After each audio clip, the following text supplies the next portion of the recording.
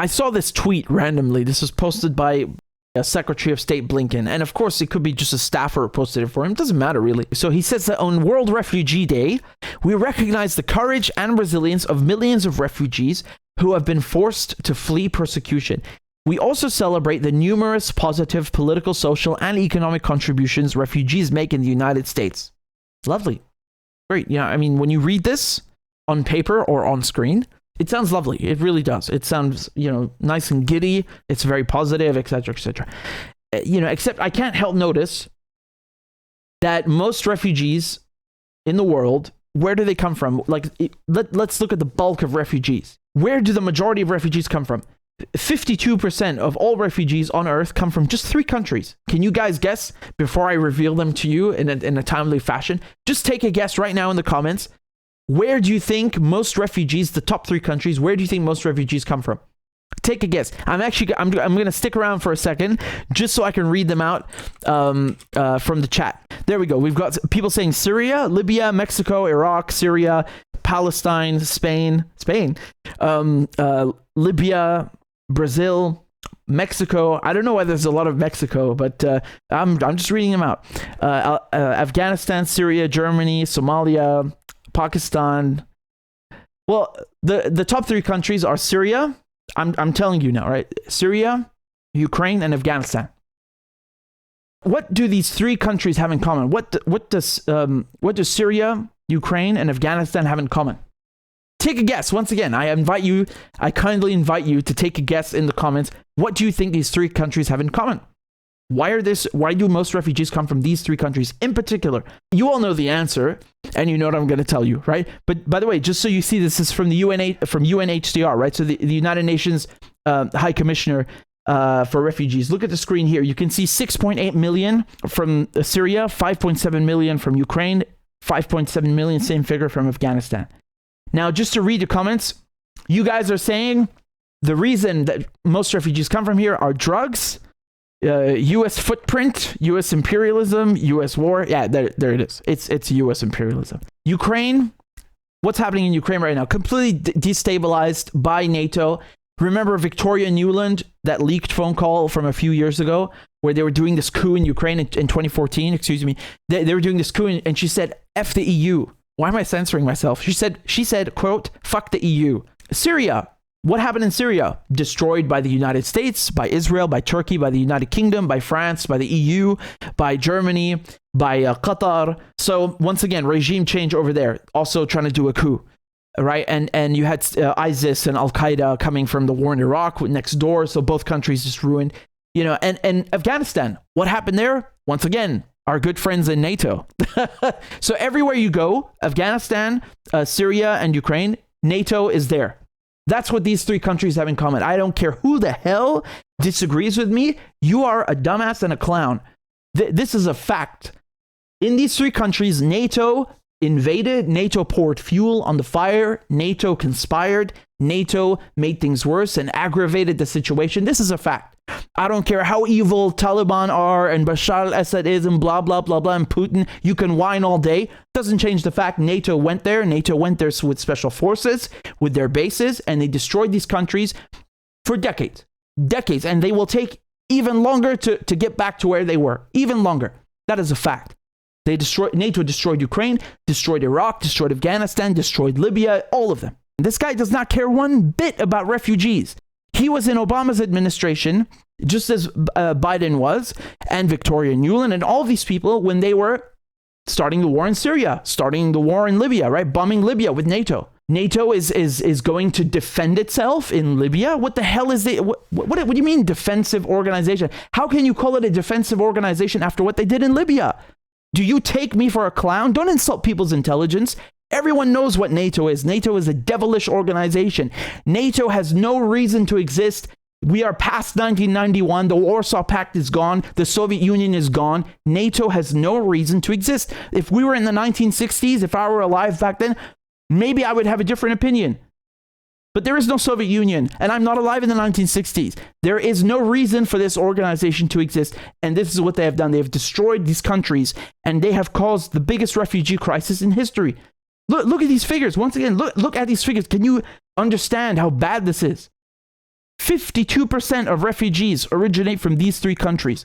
So I'm not going to take Mr. Blinken seriously. I'm sorry. I don't take him seriously, and I don't take other people from his administration seriously, for Biden, all these people, because they what they do is they sow the seeds of things that are evil.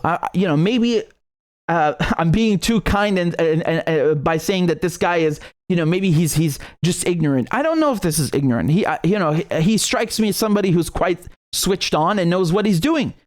And I'm not saying he's the only one to blame, but don't come here and start, creating refugees and then acting like you care about them. You know what I mean? If you care about refugees, Mr. Blinken, then you would not cause them in the first place. That's the best way to care about refugees. You don't make them. You don't start wars.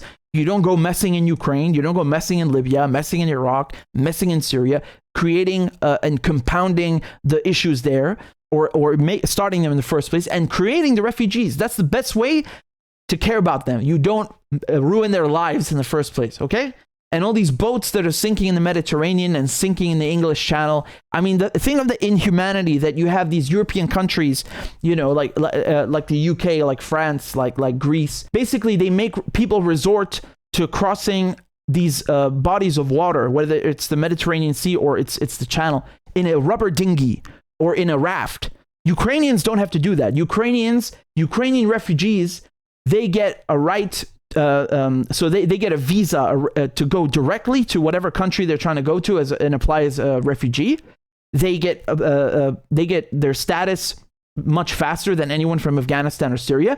And then they also have the right to go back to Ukraine, right? So if you're a Ukrainian refugee, you can bring your kids to whatever European country and then go back to Ukraine and work there. Or, if you're a doctor, for example, you want to go back and help, you can go. If you're Syrian, you're never going back after you've reached a European country and applied for asylum. They take away your passport. Literally, your passport is taken away.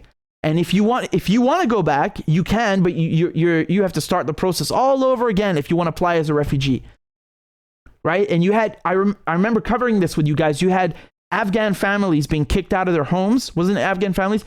To make way for Ukrainian refugees. I mean, I think there are enough houses in Europe and the United States to accommodate the refugees that Europe and the United States created. This is very elementary. If you don't like refugees, don't create them. If you don't want to, you want to help refugees, don't create them.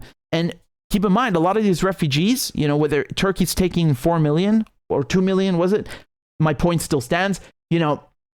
I think Turkey is the country that's taken in the most refugees on earth.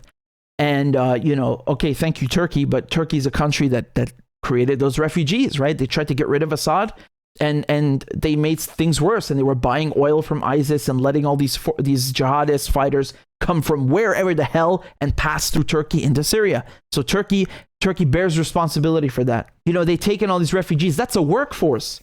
That's an entire workforce. In Germany and in most European countries, they don't have enough people making babies, right? They have a crisis that there's no regeneration of population, right? So people are not having enough children for them to have a workforce anyway. And so they solve this problem by letting refugees come and that's like importing a fresh workforce. And then, of course, you get to treat them like second-class citizens. Again, don't get me wrong.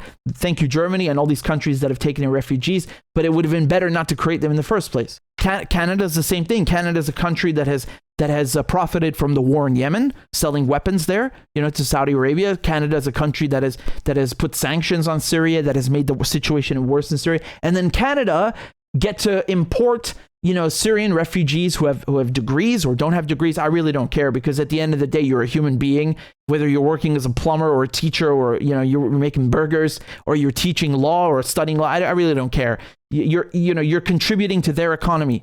So these countries destroy other countries. They destroy Syria, Afghanistan, Ukraine, and then they get to import the people from there. And you have a brain drain. This is what you call brain drain, when all the intellectuals, but again, I include everybody, the whole workforce, because I don't, as I said, it's a form, you're working, it's work. They get to import all of these people, and that's it.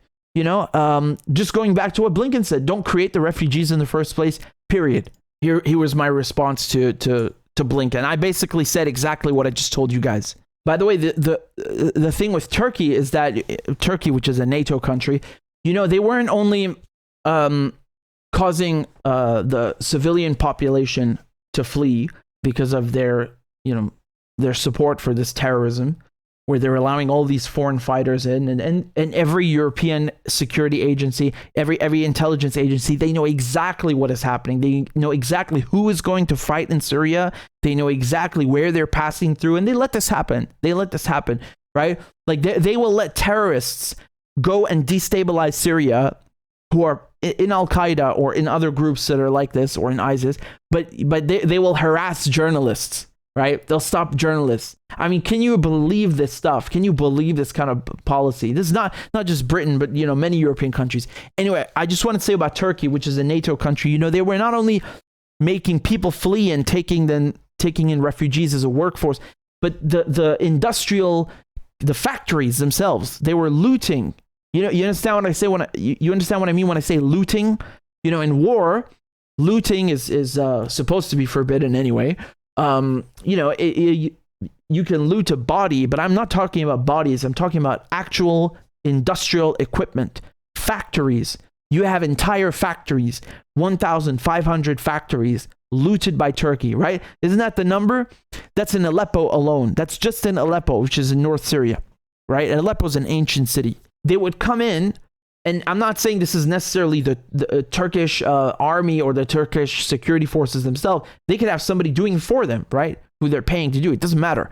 But the transfer of industrial equipment from Syria to Turkey is a fact. This happened. They looted these factories dry, which I find so disgusting because Syria can barely get on its feet. The rebuilding in Syria, who's going to pay for that? Are these countries that destroyed it going to pay for that? Is Turkey going to give back this equipment? Are they going to come back and install it just like they uninstalled it and removed it? Are they going to do that? Who's going to bring back the people of Syria to rebuild the country in the first place? How do you guarantee their safety anymore? They got all these people in Syria bringing in their knowledge, whether they're cooking, they're making sweets, or they're producing. Or they're working in industry, this transfer of knowledge, transfer of equipment, and then it says made in Turkey. Syria, by the way, has a case against Turkey in The Hague, so in the International Criminal Court, because of this, right? Because of the factories. They went in and correct me if I'm wrong. I remember telling you guys about this, that they went to The Hague, the Syrian government, and they filed a case against Turkey for this industrial sabotage and industrial theft.